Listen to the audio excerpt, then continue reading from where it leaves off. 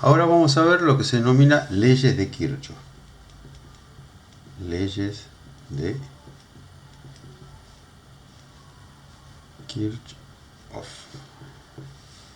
Las leyes de Kirchhoff se nombraron en honor a Gustav Kirchhoff, que fue el que las planteó en primera vez por el año 1850. Antes de comenzar directamente qué se interpretan como las leyes de Kirchhoff, vamos a denominar algunos elementos para poder dialogar en común. Uno de estos elementos es el nodo. Se denomina nodo a todo punto del circuito o de un circuito donde concurren más de dos partes de ese circuito. Es decir, tengo un punto así donde concurren más de dos partes de un circuito, el circuito continúa para todos lados. A este punto se lo denomina nodo. Pueden tener tiene que ser más de 2, pueden ser 3, 4, 5, si esto podría llegar a tener otro elemento acá. Así, esto sigue siendo un nodo. No es un nodo en el caso que solamente concurren dos partes de un circuito, es decir, si uno tuviese una cosa así, este punto de acá no es un nodo, sino que es un punto característico del circuito, pero esto no está definido como si fuese un nodo. Se define rama de un circuito a todos los componentes que se encuentran, pueden ser baterías, pueden ser resistencia, puede ser cualquier cosa, todos los componentes que se encuentran entre dos nodos. Entonces acá tengo un nodo A, un nodo B. Para hacer un nodo tiene que concurrir más de dos partes, entonces ahí tengo que dibujarlo así.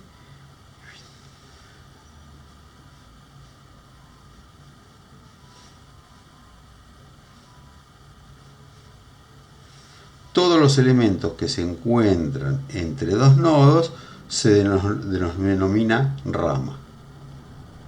Es decir, un circuito puede entonces tener muchas ramas, va a depender de la cantidad de nodos que tenga, por supuesto. Y por último vamos a ver lo que se denomina malla. Se denomina malla a toda porción dentro de un circuito que partiendo de un punto puedo llegar al mismo punto de donde se inició recorriendo un camino cerrado. Por ejemplo, vamos a hacer una cosa así.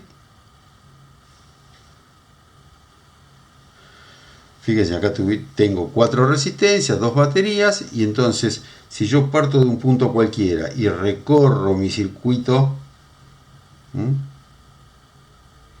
y vuelvo al punto inicial de donde partí, a todo este camino se denomina malla. En este caso en particular, por ejemplo, no existe ningún nodo. Cualquiera de estos puntos no son nodos, son partes de un circuito, pero no cumplen la condición de nodo. Podrían tener nodo, ¿no? Es decir, este punto lo puedo transformar en un nodo si uno tuviese un componente más así.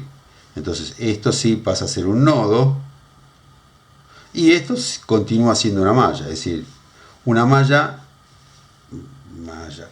no hace falta que tenga nodos, pero si los tienen no hay inconveniente, la malla sigue conservando su característica. El circuito típico que vamos a ver para resolver por método de Kirchhoff va a ser de la siguiente forma. Vamos a tener un elemento así,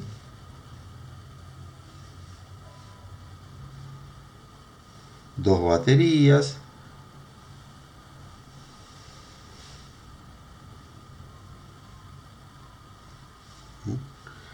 entonces en este circuito que vemos en la figura, por ejemplo, ahora vamos a definir cuántos nodos hay. Se ve perfectamente que se encuentra un nodo que lo llamamos A y en el extremo inferior un nodo que lo llamamos B. Entonces este circuito tiene nodos igual a 2. Ramas, es decir, ramas son todos los elementos que unen dos nodos. Es decir, tenemos, vamos a cambiar de color, todos estos elementos que están acá es una rama, todos estos elementos que están acá es otra rama, y todos los elementos que están aquí son otra rama. Con lo cual, en este circuito tengo ramas igual a 3. Luego me faltaría definir las mallas. ¿Cuántas mallas tengo en este circuito? Bueno, se ve evidentemente que si yo parto de A, puedo recorrer este circuito de B, y recorrer este circuito y volver a B. Acá hay otro, pero acá en forma general hay otro. Es decir, tengo una malla aquí, tengo otra malla aquí, y tendría otra malla aquí.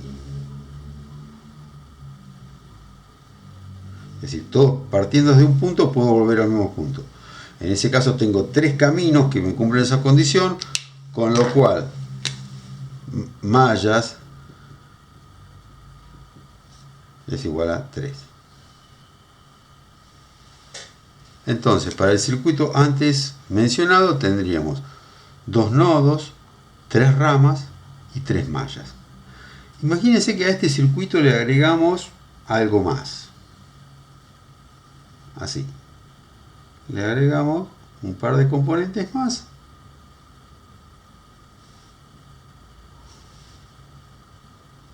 Con lo cual me va a modificar la cantidad de elementos que tiene este circuito.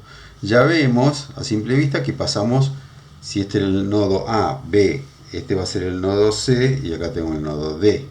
Quiere decir que el nodo pasamos de 2 a 4.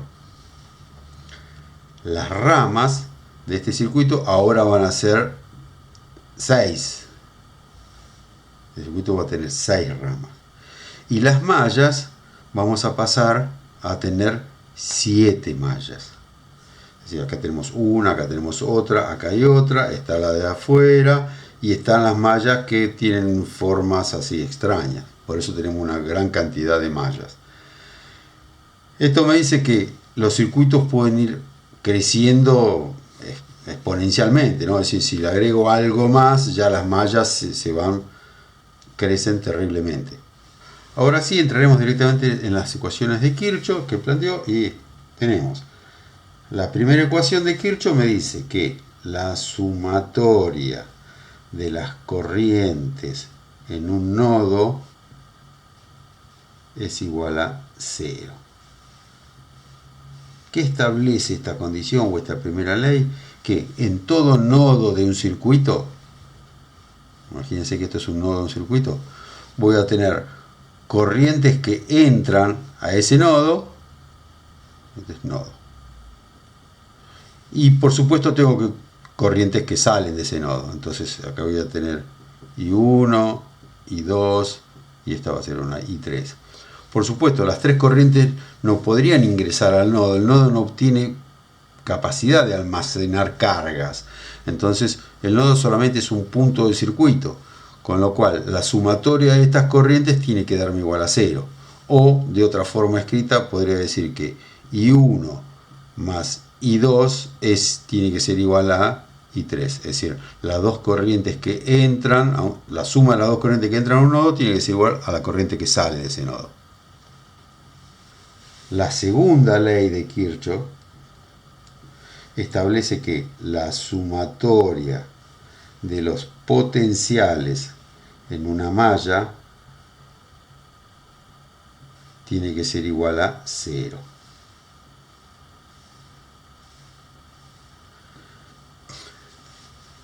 En toda una malla voy a tener fuentes de potencial y fuentes de caída de potencial. Las fuentes de potencial son las baterías y las fuentes de caída de potencial son las resistencias. Ahora, si uno habla de potencial en una malla, por ejemplo, en este caso, tengo una malla partiendo de este punto y regresando al mismo punto. si yo hago la suma de todos estos potenciales, ¿no? Partiendo de este punto y volviendo al nuevo punto, me tiene que dar igual a 0. Los potenciales de las baterías van a ser E o B, es decir, esto generalmente se denomina con la letra E o la letra B, y las potenciales de caída sobre las resistencias van a ser el producto de la corriente de mi circuito por el valor de la resistencia. Es decir, esto va a ser igual a B sub R. Con lo cual, esta E, que es un generador de potencial, y más todas las caídas de potencial, voy a llegar al valor inicial, que va a ser igual a 0. ¿Cómo vamos a plantear las expresiones? Vamos a hacer lo siguiente. Vamos a dibujar nuestro circuito típico, que van a ser de 2 resistencias o 3 resistencias, ya vamos a ver, nuestras 2 baterías,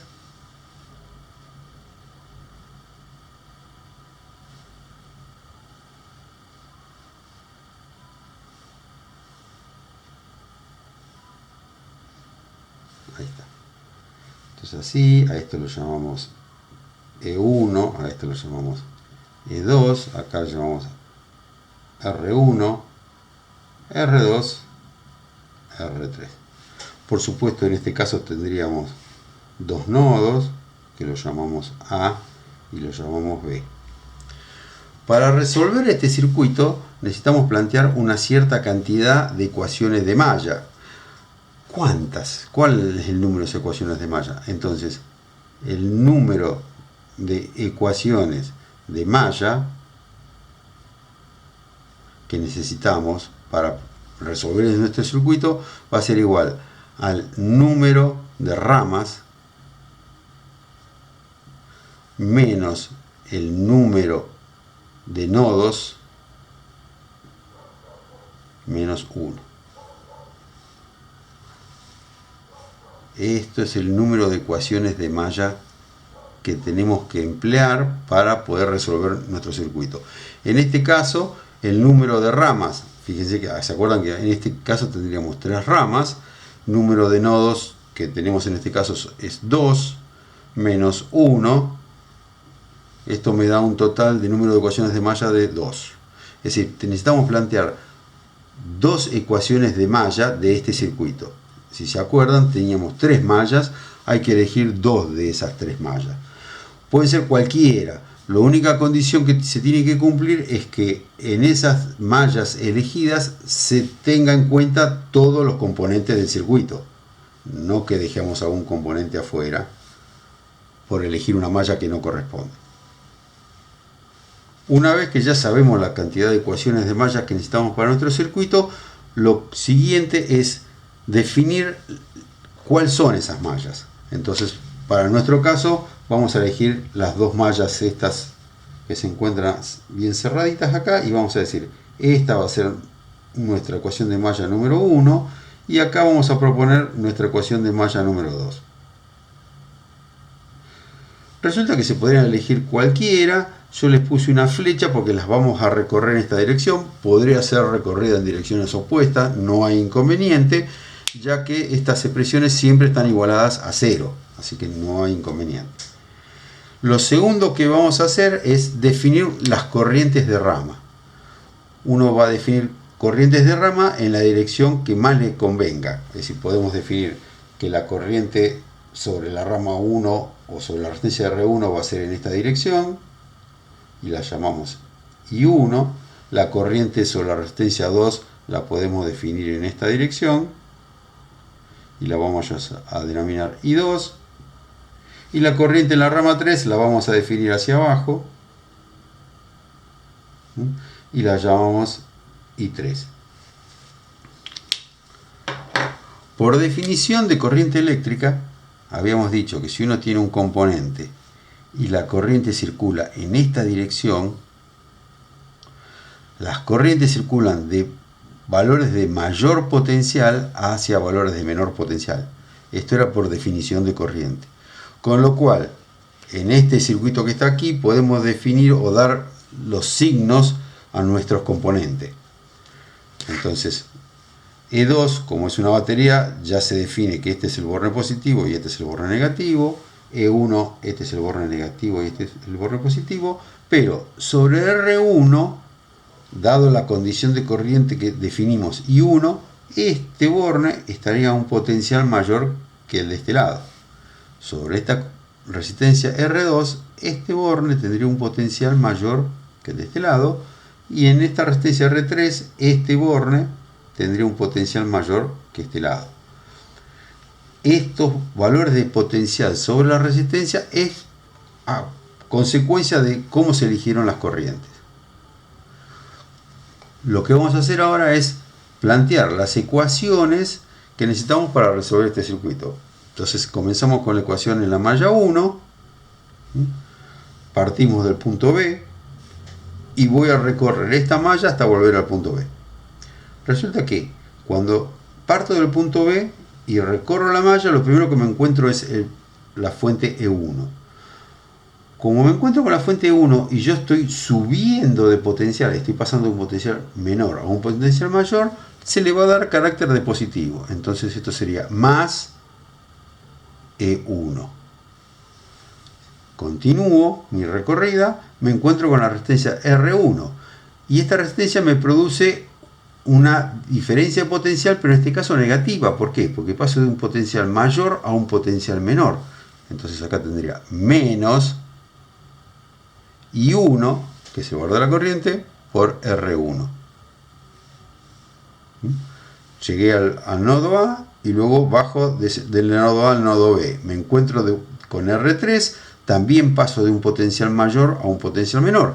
Con lo cual esto sería menos I3 por R3 y esto es igual a 0 porque volví al punto B.